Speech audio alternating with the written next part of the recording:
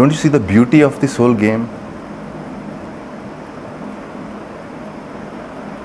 That how we are being played by this creation. Don't see technically the deception, but look at the sophistication of the creation. 7 chakras, body system running by itself, sun moving. I mean, scientifically, anyway, scientists are going crazy. How this is possible? This doesn't make sense. On spiritual level also, it doesn't make sense. But that's what the beauty is. It touches you, but it doesn't make sense. You say, wow, what is this? How this is possible? That wonder is devotion. That wonder is the appreciation. That's where the artist notices you. And it listens.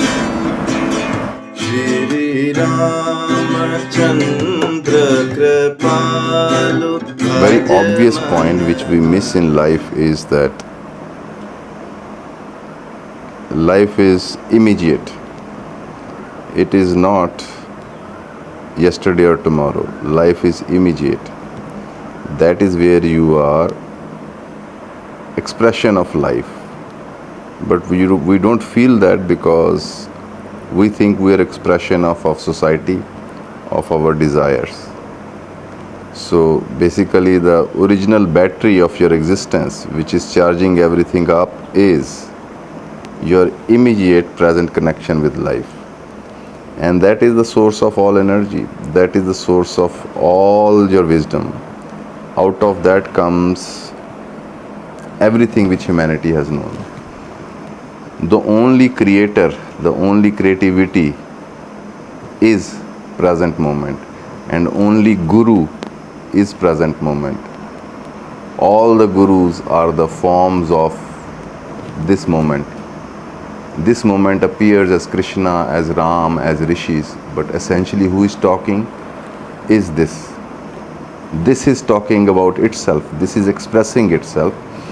But we are living into a separate zone of thoughts where we have created an altered reality. And we think this altered reality is the truth. And that's what Kali Yuga means. Kali Yuga means you are living a world which does not exist. It's not giving you any use. It's just giving your mind some entertainments, and that is depleting your original energy. Every day you're becoming farther and farther from your own being. And to connect with this, you have to first psychologically acknowledge that yes, this is thought zone, but there is a present zone. As I mentioned that Hanuman learned 4 Vedas from the sun. Okay, it's beautiful information. You say, wow, Hanuman could do that. But there is something else being said. Wisdom is in the sun. The present moment which we are looking at, it is the formation of the sun. It is the wisdom of sun which is trees, which is flowers. Is the wisdom of sun the words I am speaking. It's not I am doing, it's the sun speaking. Even though all the crap we are doing, it's also the sun's energy, which is wisdom. Its wisdom is doing everything. And we think it's I am doing or somebody else is doing, these wars going on, murders and all. This is all sun's energy. This is sun's wisdom. And anybody invents anything or anybody who speaks some wise things, basically they all are arising of this present energy of the cosmos. And that is what is divine. But we have gotten so used to it, like we get used to our friends, our wives, that oh, they exist. We don't even acknowledge or notice that they are the beings. We just see model of our thoughts, something we are used to. So we stop seeing the life, we start seeing our thoughts about it. Hence comes a boredom, hence comes a need for entertainment. And as Osho said that spirituality is the highest entertainment. Because why you think yogis go for spirituality? Because they're tired of stupid entertainments. They want 24/7 eternal entertainment, which means that you vibrate with life. which means not that you have to do something to vibrate, you have to see that when you are moving, it's the life moving. When you are talking, it's the life talking. That's what Krishna means. Become a non-doer. That don't be a karta, don't be a doer, because this is a wisdom thing. It's not a technique. It's the truth. You are never doing anything. In one of the Durga's name is Ahankaraya Namaha. Even your ego is Durga. She's playing you as you and doing things. You think I am doing. And this is the subtle illusion. This little thing that I am doing is creating your stress. You're thinking that I am doing, so I can do this, I can do that also. You see, you have to understand difference between doing with mind and being creative. When you're doing with mind, it is more directional and efficiency oriented. But when you are being creative, it is existential and present oriented. And that present oriented action is what nourishes life and nourishes your life and becomes love for others also. But when you function from ideas of love, ideas of spirituality, you are only playing words game with yourself and others. There is no electricity and vibration which is touching the other. Because you don't have to say I love you. It is there in your vibration. The way you are appreciating the person, the way you are sitting with them, the way you are just with them. And same is our relation with life. You are bored means you are dead. You have gone dead. Otherwise, your breath is going on. This breath is Hanuman. This Shakti which is running into you is Durga. They are not out there in scriptures, the stories which are being told. Because, I'm sorry to say this, but whole business of spirituality is to keep you ignorant. If you know this is Shakti, this breath is Hanuman, this body is the Ram Mandir, and this cosmos is the Ram Rajya, you will become independent human being. Because you don't have to go to anybody else, you have to just acknowledge it here. And that's all it needs. You acknowledge it, it acknowledges back. You don't acknowledge it, it reflects back the not acknowledging. It says tathastu, let be it. You think I don't exist, you don't exist with me, you think you exist separately as an entity who has to struggle and find its way. So that is your wish. That's why this cosmos is called wish fulfilling tree. You wish for suffering, suffering will be there to serve you. It is blessing you everything you wish for. You say life is disaster, it will give you disaster. It is being nice to you. You think why life is brutal to me?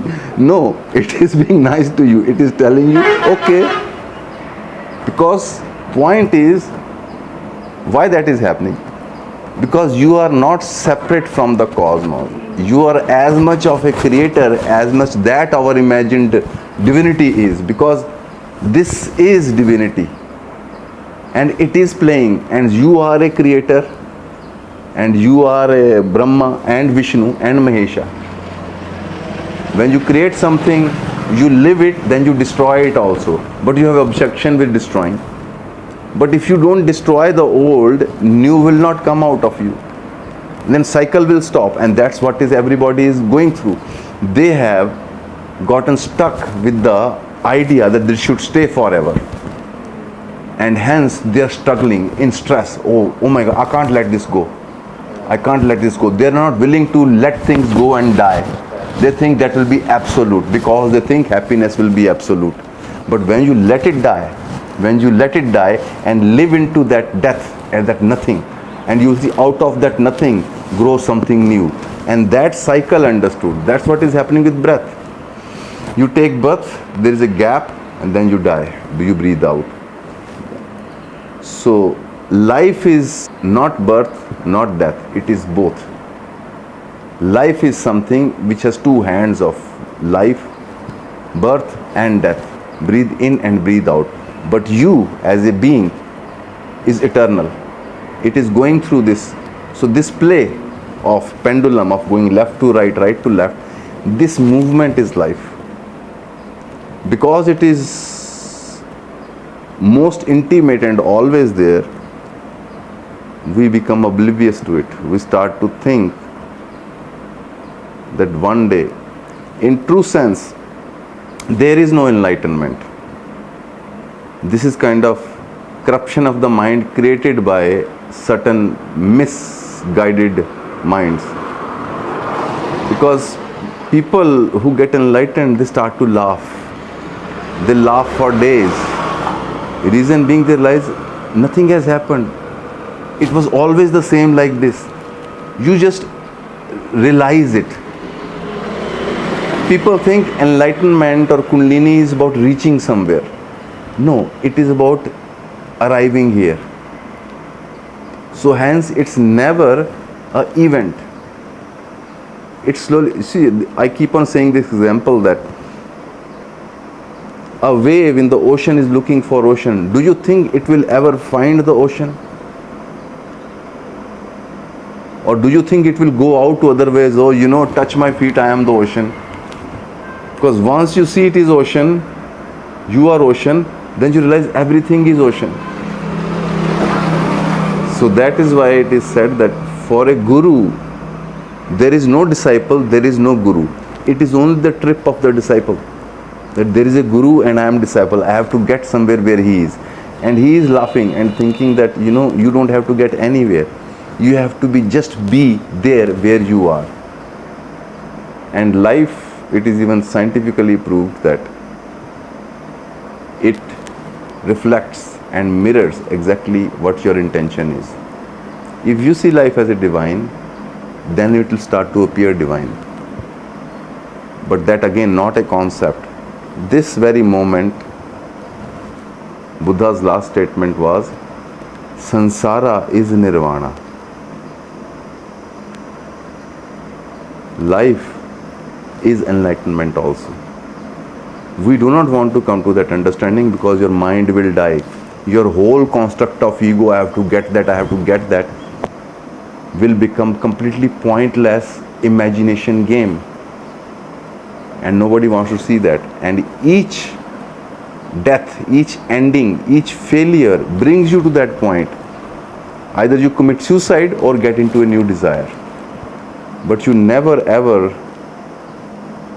pause and feel life.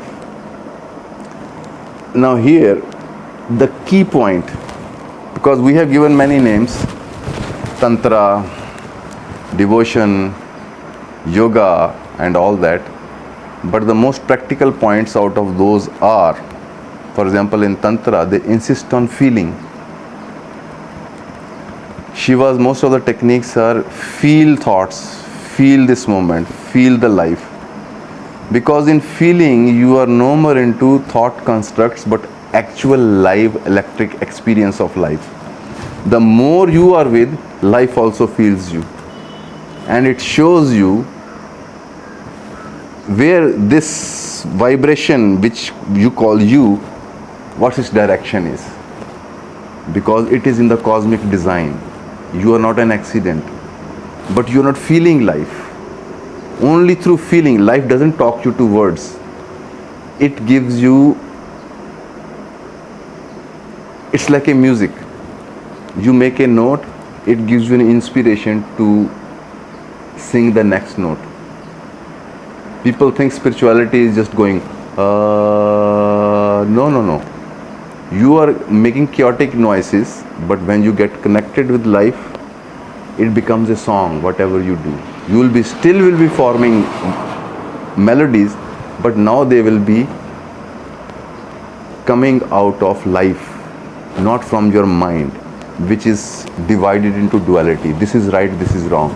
But for life, there is no right, there is no wrong.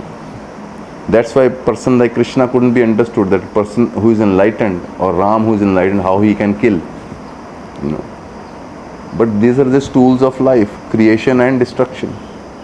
In your body, every moment, millions of cells are dying, getting killed by your own body, and millions are taking birth, created by your own body. So you say, oh, killing is bad. It's interesting, in today's time, we are completely deprived of any authentic live experience.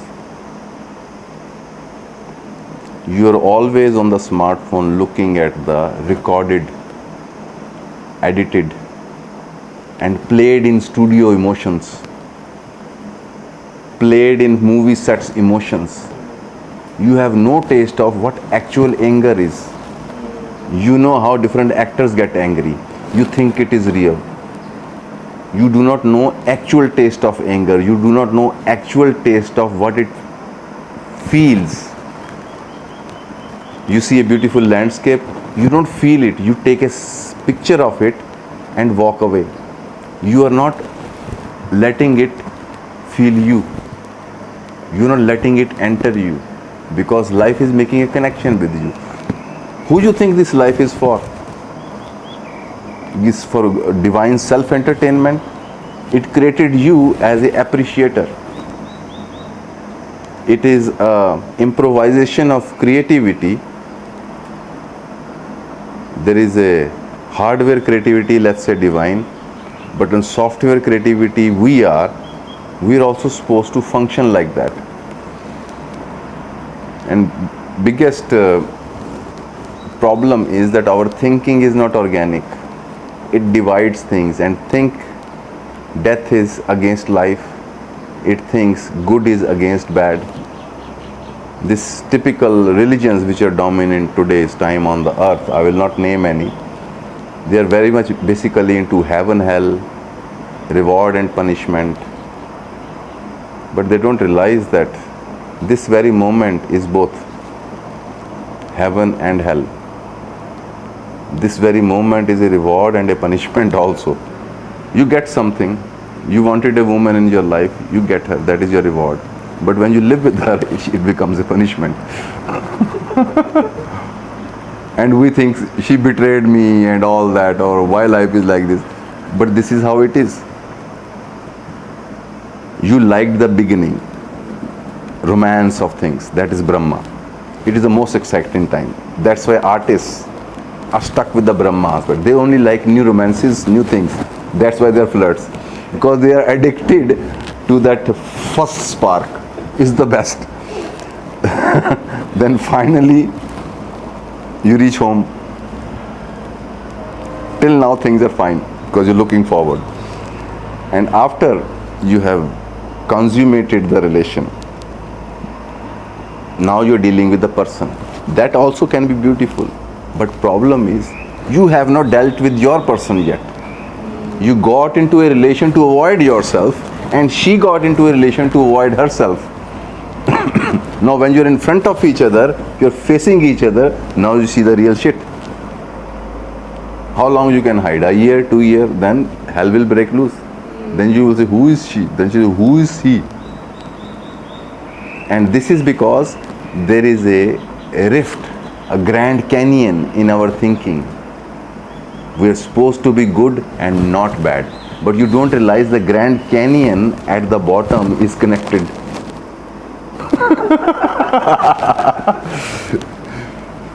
If there was no bottom to connect, there is no Grand Canyon. So they are connected. We say there are two banks of river, but you never think that they are connected.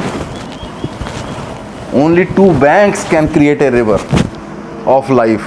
If you have only one bank, there is no river. So flow of life is possible only between two dualities. But they are not dualities, they are complementary. They are supporting each other. It's like action, other dualities rest, no action. But we think out of ambition, only action. Or we start to think, no action. Both will kill you. One will stagnate you, other will stress you out. Like a bow. If it's too tight, too much active, it will break as soon as you try to shoot an arrow. Or if it's too loose, it has no power to release anything. But the balanced tension means neither neither running out nor grabbing it, staying, because that's how life is. What is grabbing is your mind about future, What is escaping is your mind escaping the truth of a situation. So the villain here is your own mind, which is trained wrongly. I am not saying your mind is wrong. Its training and recording is wrong. We are not taught as a children that your body is beautiful. Your sexual energy is beautiful. Enjoy that. We say, no, that is not good. You shouldn't touch your genitals. It doesn't look nice. We train children. Because a child, when it is born, it is feeling things, it is touching things. That is the first wisdom. It is experiencing life first hand. In that moment, child is divine. It is having a communication with divine.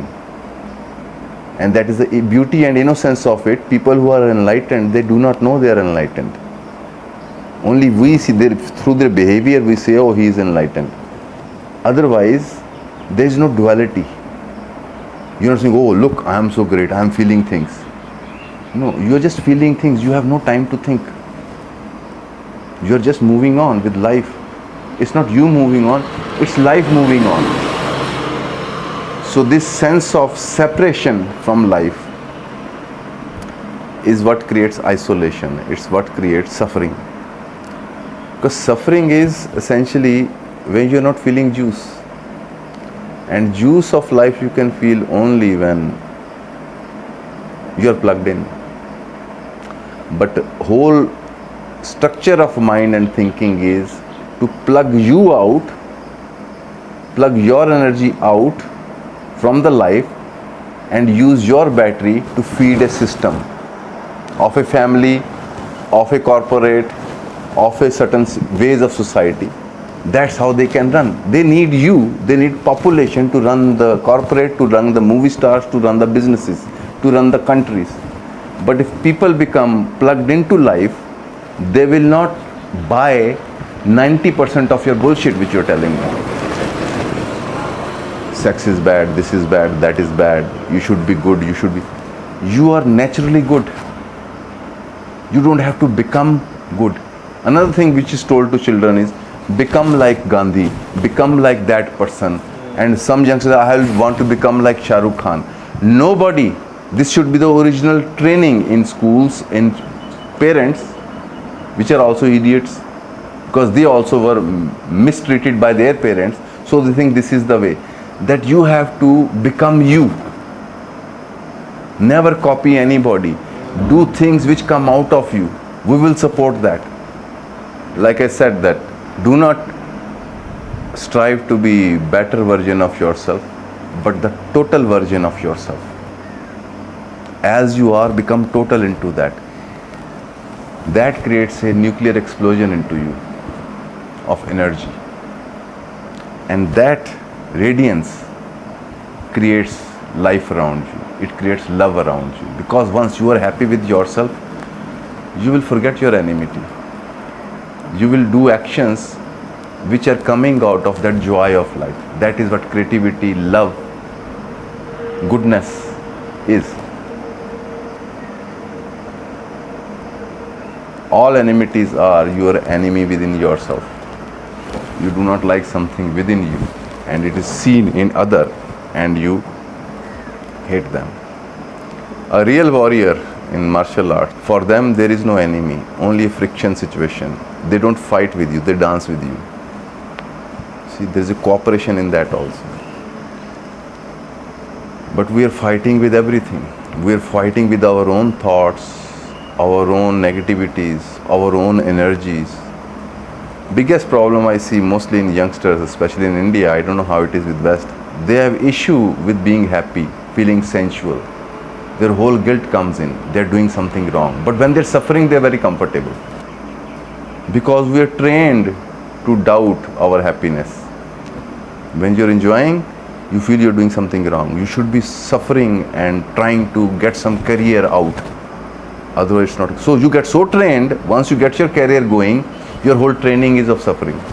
You will find sufferings. You will invent sufferings, because That is what you are trained to deal with. You see, this is why people cannot get rid of issues and problems, because your whole training is how to deal with problems.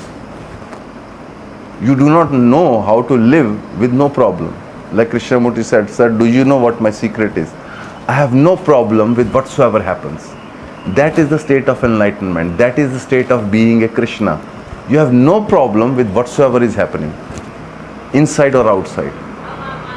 In that acknowledgement, you are acknowledging the life, that it's perfect as it is. And out of that perfection comes other perfections. But we are waiting. We are in a pause. We are waiting to live in future. One day when the ideal situations will be there. So we are in today's time humans interrupted at pause. And what it means to be at pause, you're not living this, you're waiting to live that. And what it means to transformation, stop waiting for that, start living this, start feeling this life. Does not matter you get your career or not, you get your woman or not, but you appreciate what you got anyway. You didn't have to pay for it, you just got it. To be part of this energy, to be existing in this energy.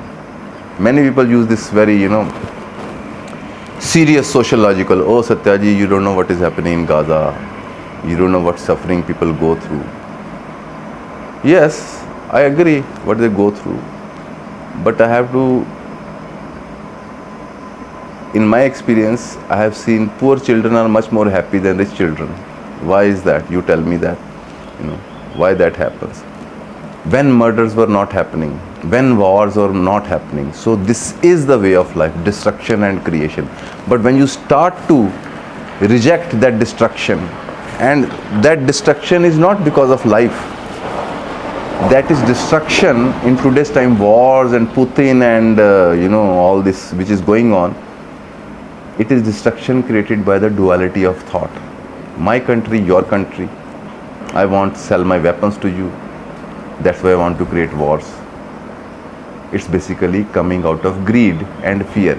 Essentially, today's world is running on greed and fear. You go anywhere, corporate, insurance policy, car, whatever you go to buy, they give you a greed of better you. Fear and danger as you are if you don't buy our product. And that's everybody's thing. If you don't do what I want you to do, girlfriend will say, "I will leave you."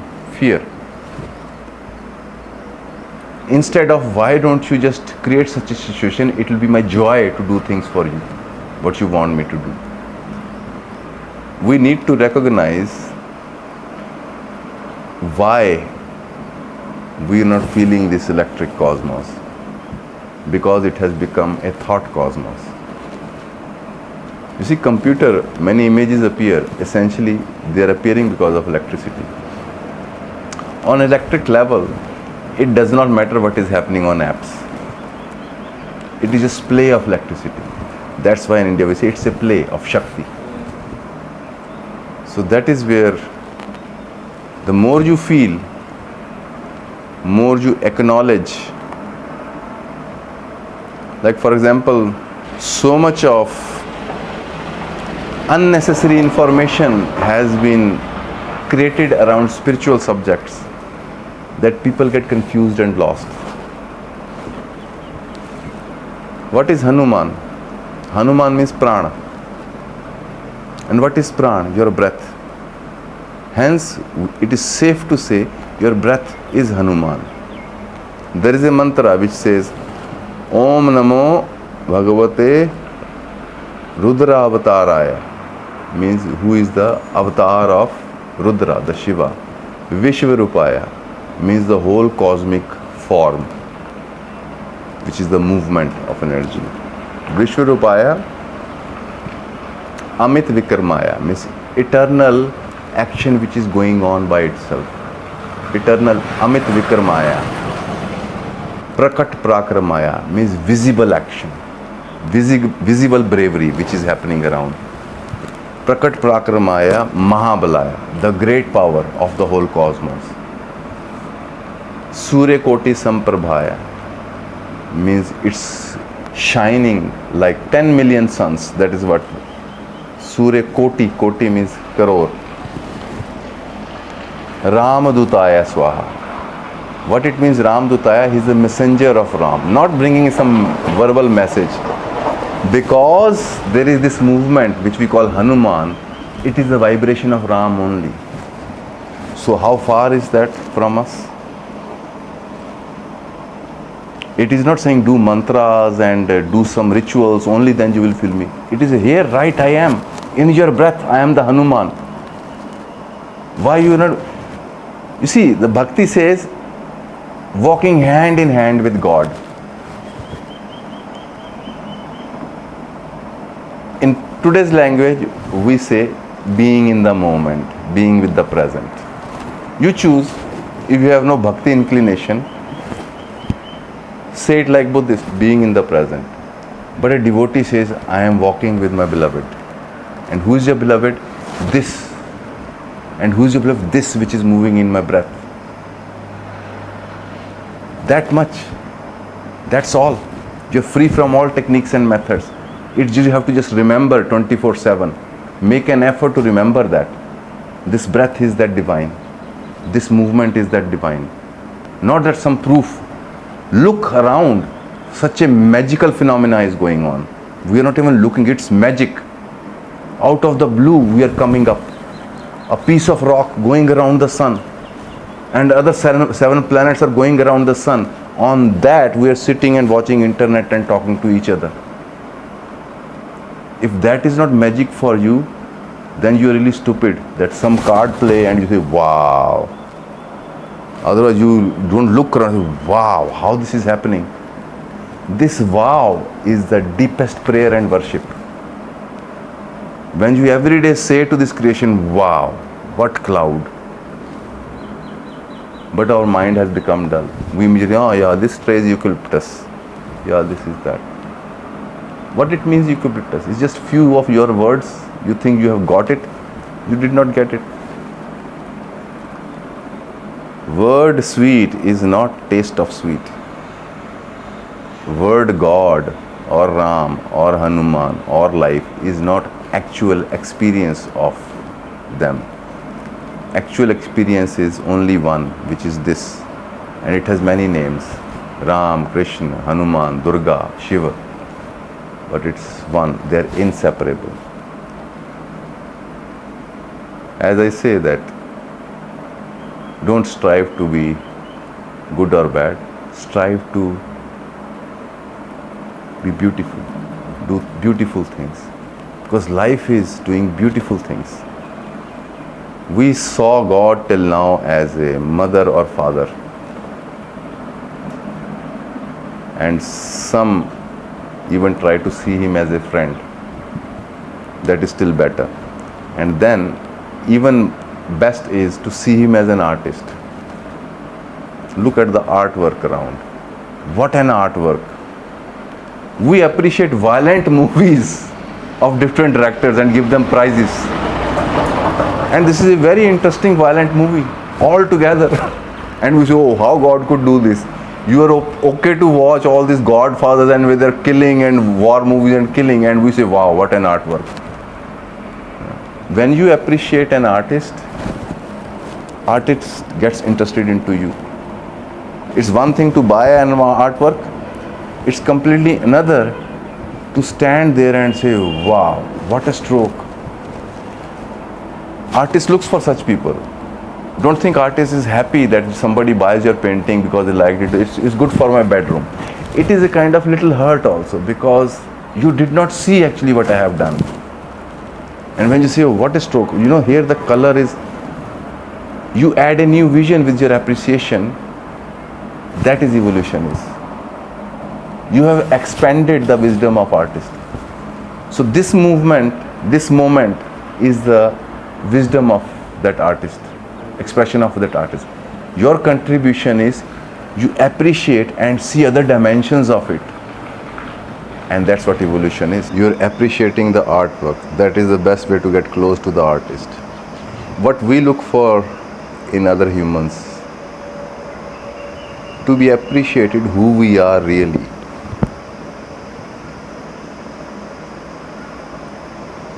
I don't think life cares what names we give it, Hanuman, Ram, Durga, Shiv, It is our game.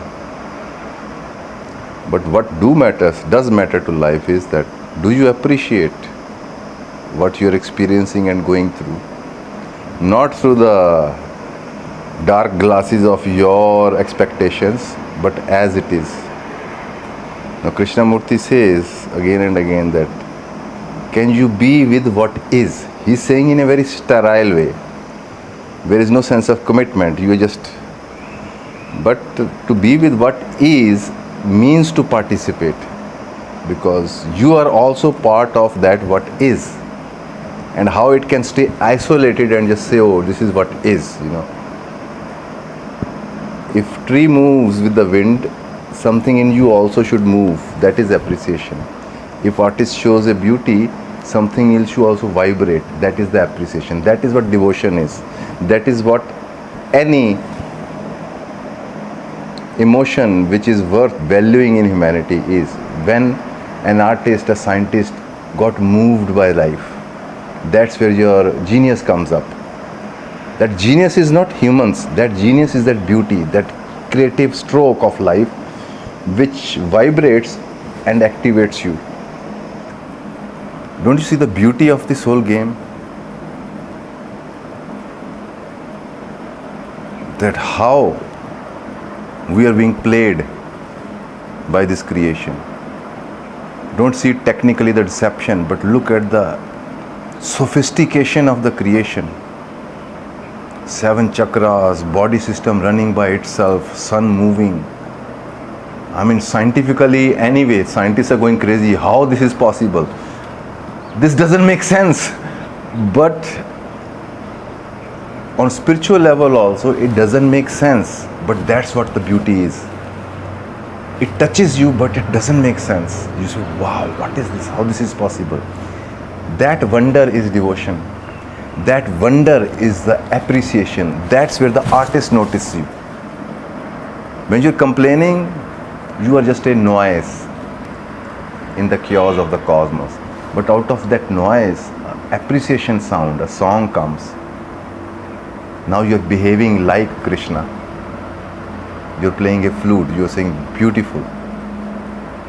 Don't want a liberation, don't want any world products.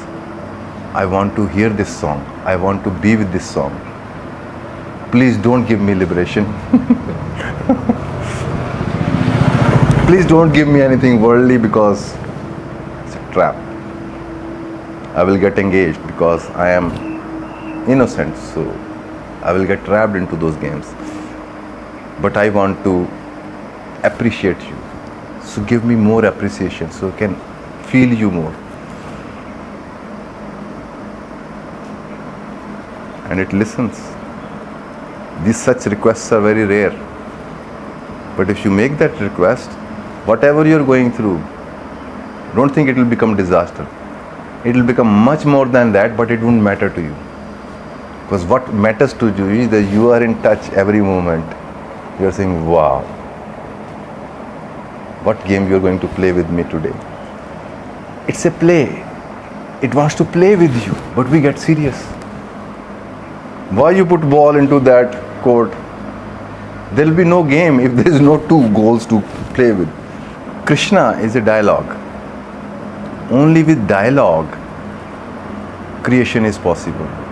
Participation of different units form the something more.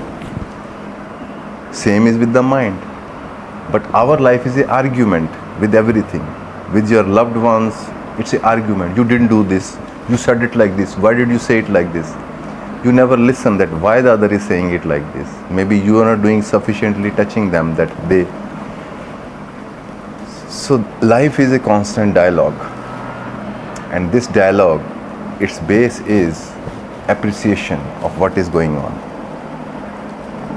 The more you appreciate, more it shows you That is the magic. It becomes more and more. Like Meera says that, Payo ji maine Ram Ratan Dhan payo. That nobody can steal it. I have found the jewel of Ram in me.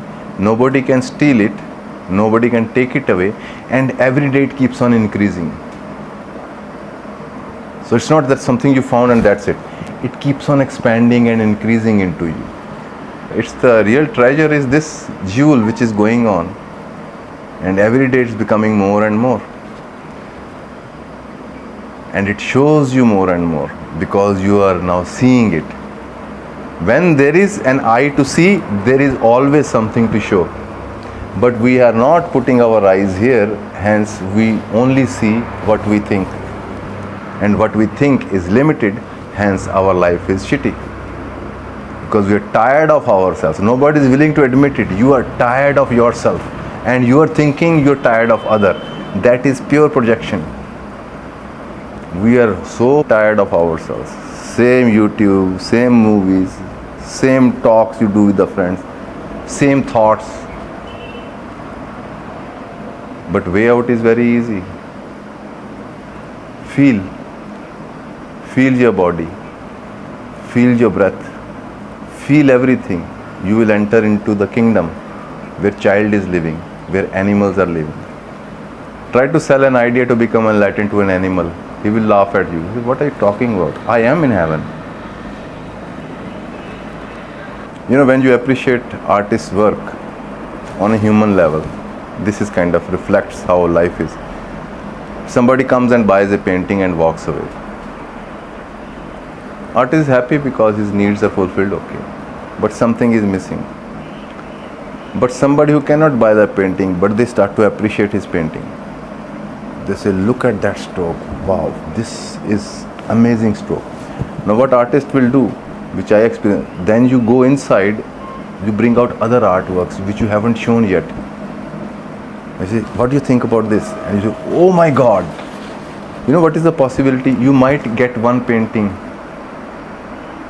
without any price because you paid the artist before you paid that social animal the money. Now you're paying the artist.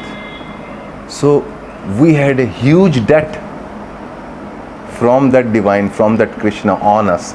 We did not pay him back yet. We just took and complained as a culture. We took and named it so many names, got confused, which is one is right, which one is wrong. If you tell an artist which painting is right of yours, he will slap you and kick you out. All paintings are me. We can't handle as a social being multiple dimensions. In humans also. If a child is multidimensional, parents want him to choose one and stick to that. Multidimension they can't handle. How you will do so many things? It's not possible. You can't be like scattered. It's not scattered. It is expansive. You are expanded. Your interests are varied. This varied interest is our new culture. We lived a system till now of a specific interest, and it is a disaster. We collectively on mass level training humans into one specific endeavor because they can become right slaves for the production oriented society. But when you have multiple interests, you are creativity oriented society. Because if we look at ourselves, our wisdom is not singular. Physical wisdom, energy wisdom, physical wisdom is smell, energy wisdom is taste, water. Passion wisdom is fire, thinking, solar plexus, eyes. Heart wisdom is touch, communication. You see, touch is communication. And throat wisdom is the self, the one who is doing all the action. That is ears, means listening. Not so much talking, listening. Wisdom is listening talks. You don't talk. You listen and it fills you up, then it talks. That's what it means to be channel. It's not that You learn something and you speak. That is crap. It's a prana of life. If you just sit and listen to life for a few days, you will see you're talking different things. Because it's not just movement of trees in the wind. It is whispers of a cosmic wisdom also. It is like seed forms, it's carrying the wisdom of everything. And when it enters your system, it activates your original wisdom. And things start. So that's why Zen people say sermon in the stones. Even stones are talking about it, but we are not listening. Everything is talking about it, but we are talking on top of it. Oh, this is a cloud, this is a tree. This is an asshole, this is a nice person. It's the same one. You choose, asshole or nice one. So, but truth of it is, we have really degraded life, hence we are degraded. So, when you appreciate art, it also means you can become an artist. That's how you become artist. When you have sensitivity to sounds of the song, it means you can also sing. And that is not far, because that's what I mean. Listening becomes your singing. All the great singers have very good ears, otherwise you can't be a singer. Because when you make a sound, you listen also. And how you know it is right? Because you heard it carefully. That's how you can make the right sound. So same is with wisdom. If you listen to life carefully, then when you will be speaking, you know, is it like jungle and the wind, or is it like a noise of a busy city life? Ting, ting, pom, pom, pom, pom, pom, pom. That's what our words are, because that's what we are hearing. Any good music will have silences as part of the music. Today musics we hear, it's only noise from beginning till end. There's no gap of silence. But when you listen to Moonlight Sonata by Beethoven, such compositions are improvising on silence. They are showing the beauty of that silence. Because only sound is not beautiful, but sound along with silence, their relationship is what music is. So this is what organic thing is. Once you see it like this, then you will see that your happiness and suffering is an artwork. When you see them together, then you see the beauty of it. Each time you go through a deep suffering, next time your joy is much more. Because that suffering took away the garbage out of you. Now you are like a child, vulnerable, and then first happiness comes, you feel so much joy. And talk with people who never had, who have blocked the suffering. They don't feel joy of life. That's why there are more suicides in rich people. Poor people still enjoy life. No matter what they're going through, they will not kill themselves. Because life keeps on exciting them. So see yourself an artwork of life and appreciate that artwork.